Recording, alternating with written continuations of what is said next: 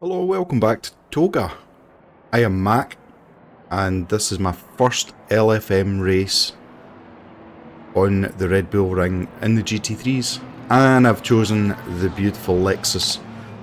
As we all know, some of the older cars have been brought back into the action, so there's a Nissan in front of me, so it's beautiful to see some of these older cars coming back into the top spots.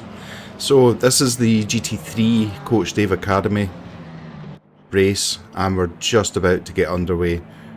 I'm going to talk you through the action, but I'm also going to talk you through what's going through my head at the same time. So I'm fully aware the first corner is a nightmare for people trying to send it, so I'm being cautious.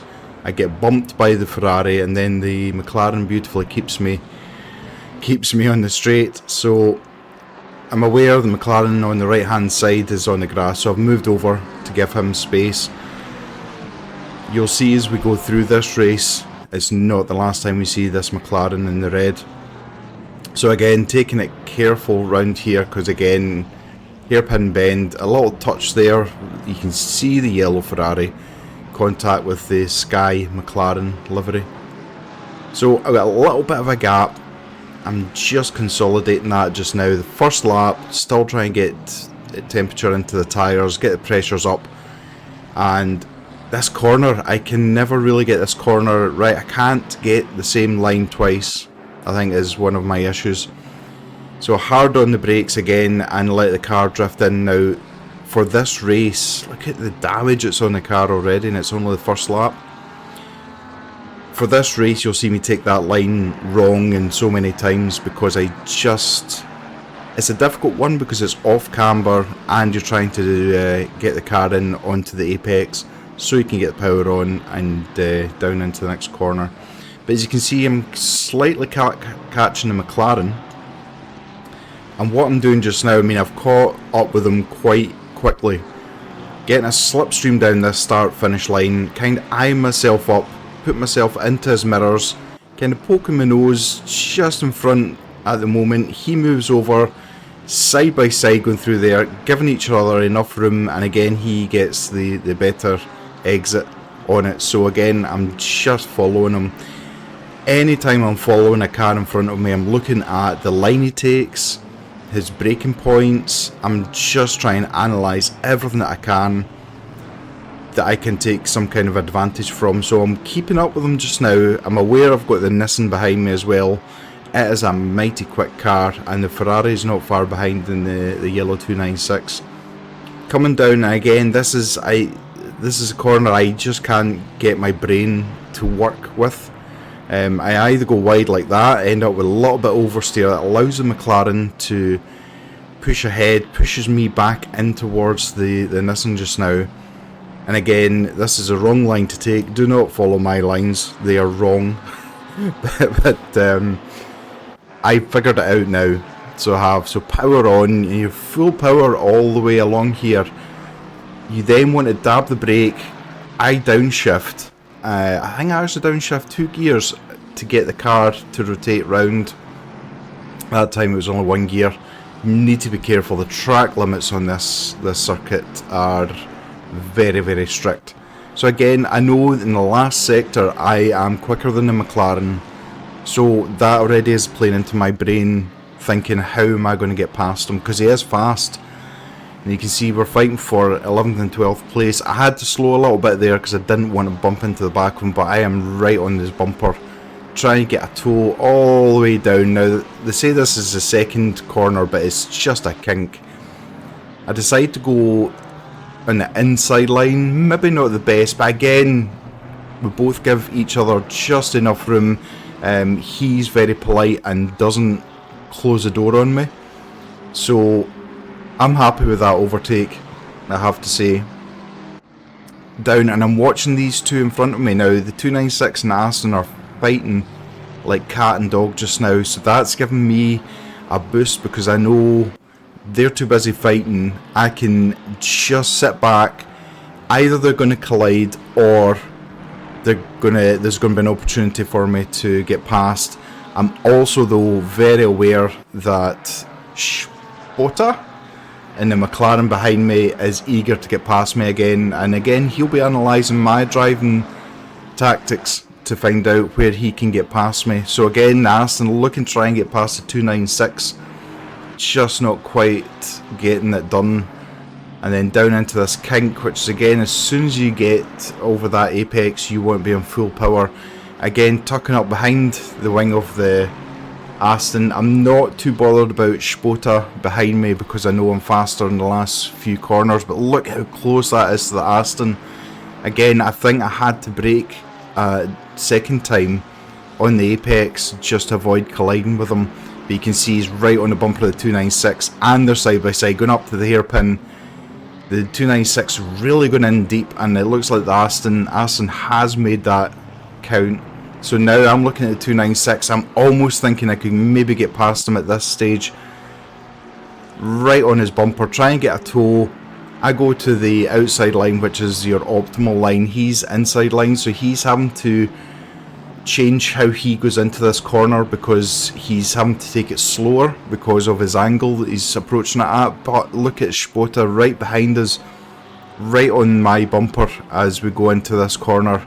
And I'm watching the 296 of Dimitriev, and again I'm analysing what he's doing, where he's braking, what lines he's taking, and you can see he takes a wider line there because he's obviously on the power as soon as he can as he goes through there. So it's a 3-car race just now. Aston is he's away into the distance, and you can see the McLaren. I don't know if he didn't expect me to brake there or his brake is early. The problem I found with the Lexus is that you need to brake earlier. Maybe because it's older technology, I don't know what it is, but for me I have to brake a little bit earlier than other cars. It maybe caught Spota out a little bit from that, but that corner, when you get that first corner right, it feels so good. I'm just trying to hang on to the 296 just now. I know it is mighty quick, especially in a straight line. So coming up here, and I'm just filling his mirrors. I'm just being a nuisance. I'm trying to distract him. I'm trying to get in his head.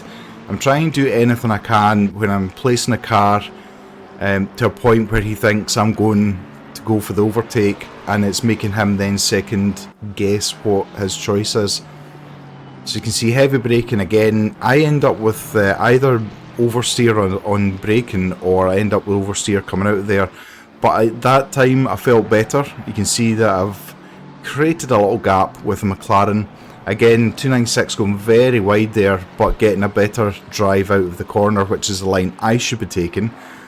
Dab of the brakes, down into third, and full on power all the way down here. Again, it's too much distance between us. There's no way I can get anywhere near him just now. But what I'm doing is, again, filling his mirrors. So instead of looking forward, concentrating on what he's doing, he's having to see this Lexus, and I go really wide there. So that isn't a track warning, but it does invalidate my lap, which I wasn't overly happy about. I like to try and keep a clean race, clean lines. You can see him moving, trying to keep me behind him. He's taking the inside line, so I've decided I'm gaining on him. I'm going to go to the outside line, give me the optimum line for going round here. And you can see he's having to slow down very quick. A little bump there, but it was absolutely nothing at all. Again, he's still got that drive out the third corner. So tucked up, I'm well aware that McLaren is right behind us again. Any mistake either of us two make is going to be an issue. I see him coming in, so I back off. I don't want me to collect him as he comes in, and he, to be fair, doesn't shut the door at all. But look at the McLaren. McLaren is all over the back of us. Now I go wide here because I know he's still there. It opens the door up, and the McLaren slips through. Again, it's fair racing, so let McLaren have the place. 296 is now very close behind me, so I went from chasing the Dimitriev to losing a place and to being challenged for that spot. I go really wide there. It's kind of unsettled me a little bit. My head is kind of trying to get my head back into the game again, trying to just make sure that I don't get overtaken and lose another spot. So again, because I've watched how Spota drives, I know that I can get past him now. The third corner we're coming up to very soon is a corner that I passed him last time. He's keeping very tight. He's not letting me pass on the inside. So again, I go on the outside. I get ahead of him at the moment, but again, I'm well aware that he's there. I'm not taking any chances of us colliding. I go a little bit wide just to make sure that there's enough room for him, and I do get past him. So again, back up into the P11, looking for Dmitriev again. He must be sick of looking at the front of this Lexus.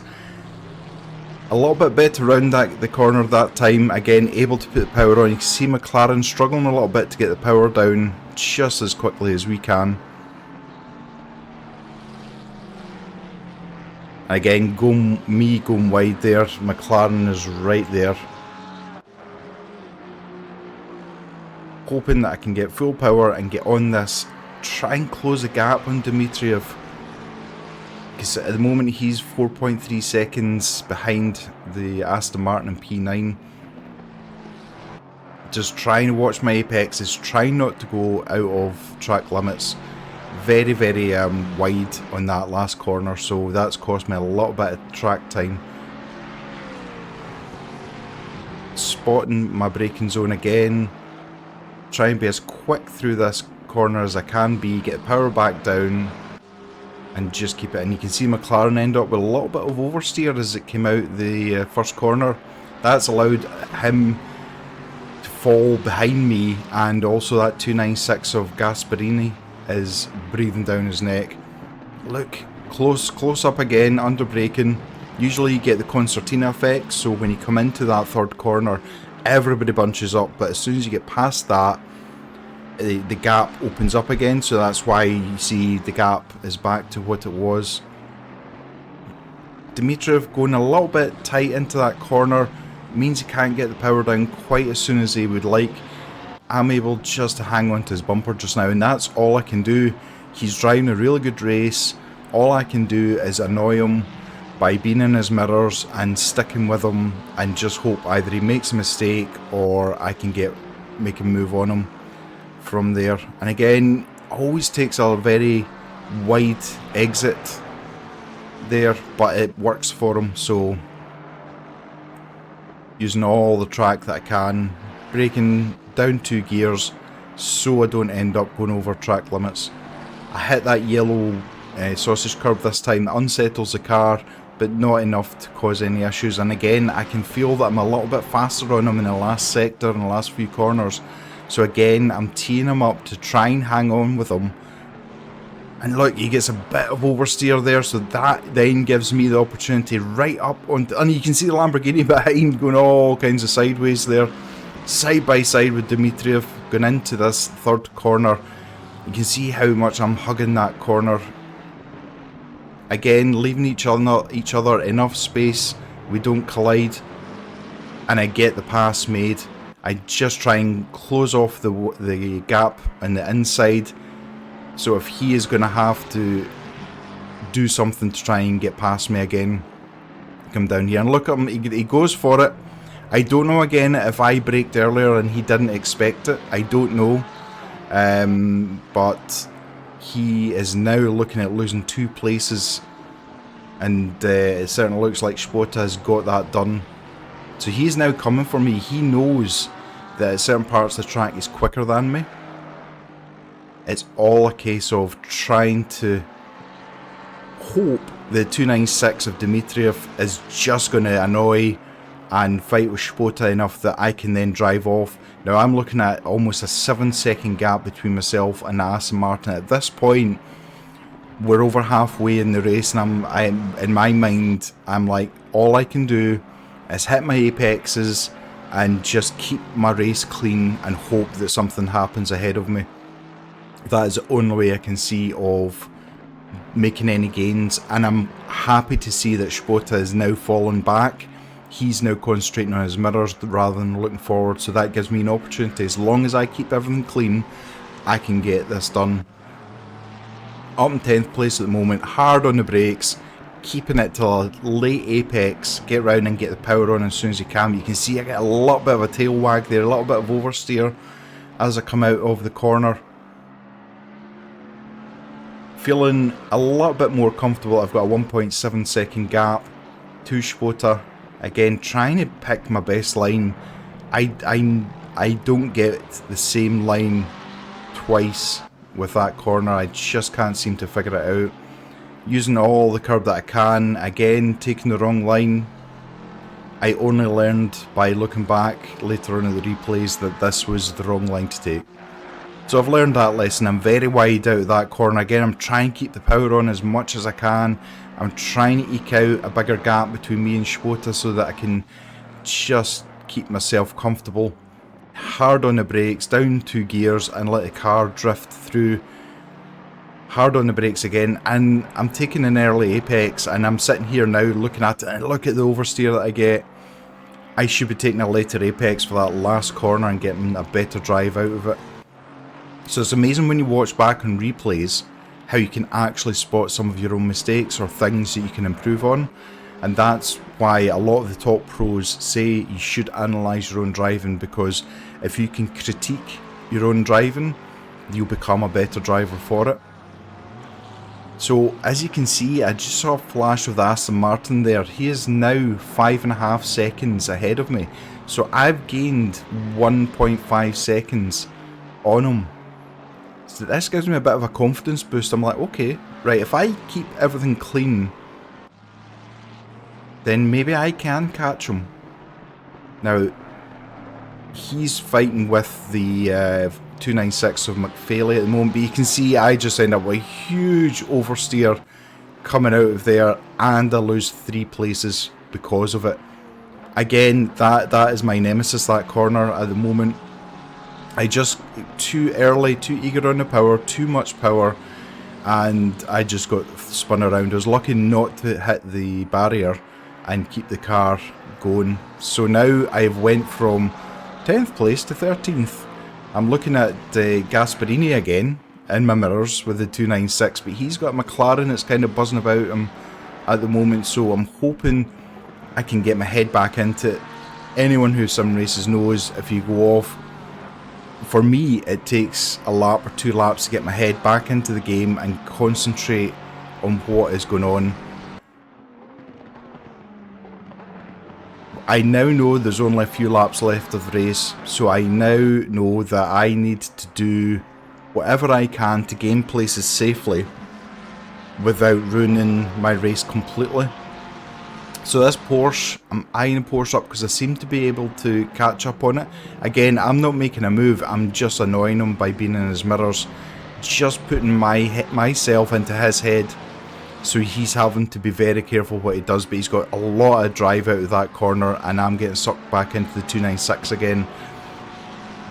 So again, heavy on the brakes. This is, so in my head, I'm trying to not think about my spin on the last lap, trying to keep it clean, and you can see that I'm slower. The McLaren right behind the 296 gets things the way I did it in the last lap.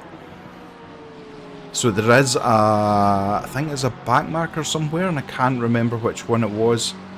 But the 296 of Gasparini, wow, he's really driving well. He's been consistent all the way through this. I'm trying to consolidate what I'm doing. I'm doing damage limitation. That's all I can do at the moment. Get this lap under my belt without any mistakes, and then I can reset my brain and get things going. Again, taking a really early apex there, which causes me to go wide, puts me into the grasp of Gasparini. You can see he's just filling my mirrors, doing what I was doing to other drivers, which is absolutely acceptable, and I applaud him for it. Rather than just sitting behind me, he's all over the back of me, and you can see there's a gap now between me and Lungsfeld. So the Porsche looks to be comfortable ahead, and it's a bit of a 4-way, maybe even a 6-way battle for P10. I'm trying to make sure that I don't make any more mistakes.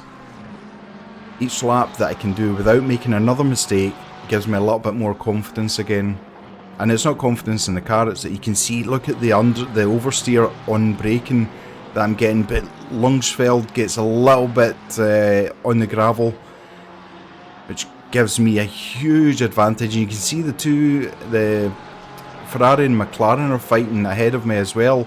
This is all playing into my hands. This is exactly what I need to happen. I don't quite have the power on the straights to get the Porsche, but I know the last sectors I'm actually really quite quick in comparison to some drivers. So I'm just trying to hit the apex, don't go wide. Again, I'm not using all of the track, so I've learned from this replay to use a late apex for that corner again. Lungsfeld been able to just catch up to the 296. These two are battling, and they're battling so well.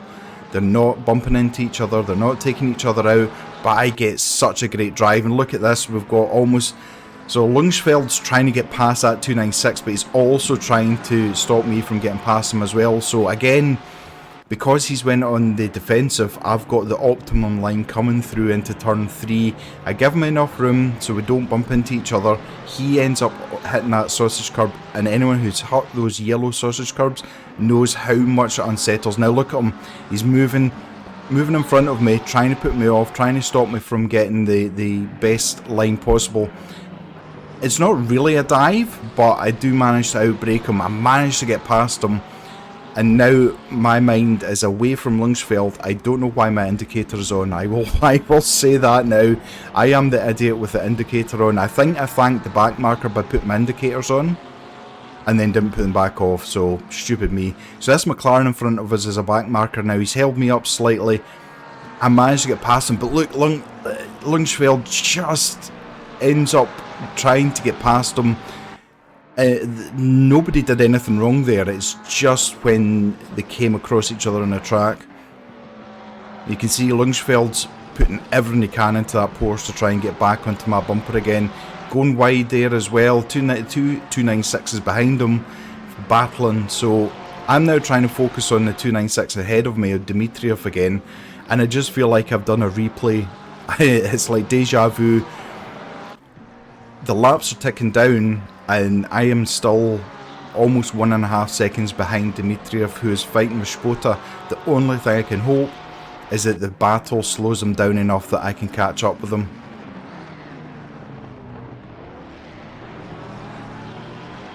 Try and get power down. Knowing the Porsche, when the Porsche, obviously the fuel tank in the Porsche is at the front, it's reversed from most cars. And you can see that Porsche back marker moving out the way, beautifully done. Actually ends up in the grass for some reason. But as the race goes on, the front gets lighter.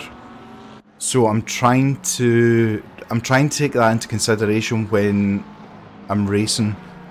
What the different types of cars are, what their advantages of when they're getting lighter or when they're heavier. And again, Lungsfeld is hanging on to the back of me. I cannot do anything to shake him. It's just... he's just there. But I am closer now. I was 1.5 seconds behind. I'm now 0.7 behind. So I have now... I'm watching him here because of this. He got a little bit squirrely, but he was very, very close to me there. So that's in my head. And you can see that gap between myself and Dimitriev has grown again. Still with the stupid indicator on. And you can see a little bit of a gap there has formed between me and Lungsfeld. Trying to get the toe on the 296, trying to get that little bit of a gain from him, and I can see that Spota is a little bit further ahead of him now. Taking a late apex, and look, we've bunched up now. I've went wide. That's it's not a track warning. Oh, you can see the 296 has went off behind us. It's not a track warning, but it's an invalid lap. So it's a little bit frustrating for me because I'm trying to keep a clean race as much as I can. But look how close I am to Dimitriev now. I'm close enough that I'm in his mirrors. I'm trying to annoy him. He's trying to concentrate on Spota, but he's got this Lexus behind him that he's like, not again. I thought I'd got rid of you in the last couple of laps. But look how well Lungsfeld gets past. There's a bit of fear that he was going to collide with me going into that corner. Maybe I should have given him more space. But I felt I was far enough ahead that I should be taking the line for it. So again, well wide there. Now look, it gets very, very loose as he goes round there. I don't think that's either of ours' fault. He just got onto that yellow sausage curb, rumbled him, unsettled the car. He didn't have enough opportunity to control the car before the right-hander, and then we just collided. So I don't apportion blame to either of us for that. It was just a racing incident as far as I'm concerned. So back behind the back marker again, and yeah, you can see that McLaren parked on the first corner again, so that at least puts me back up a spot. But I'm trying to, you can see Lungsfeld is falling way behind. He's now fighting that 296 of Strong, and look at the gap I've got to Wood in that McLaren. I'm almost 8 seconds behind him, so for me, it's not a case of race over, but you know, there was only couple of laps left, and I'm like, yeah, all I can do is try not to lose any more places. So Lungsfeld has got past that back marker McLaren, still with that indicator on. Honestly, you think this was my first race? 7.5 seconds to the McLaren. No real chance of gaining anything back, and you can see the leaders finished the race. So yeah, it wasn't the best race in terms of position. Hey, look at the oversteer again, but I absolutely loved the battling and the clean fighting. It was so good. I really enjoyed it. I am going to pop up the message now also. I think it was Dimitriev who had sent me it to say sorry for the bump, but he really enjoyed it. I'm going to show it up because you get a lot of hassle on LFM. You get messages from people that aren't very kind, but this was a nice message, so the message should be up on your screen. I hope you've enjoyed this. I really enjoyed it. And until next time, take care. Make sure you like the video, hit that subscribe button, and I'll speak to you real soon. Take care. Bye bye.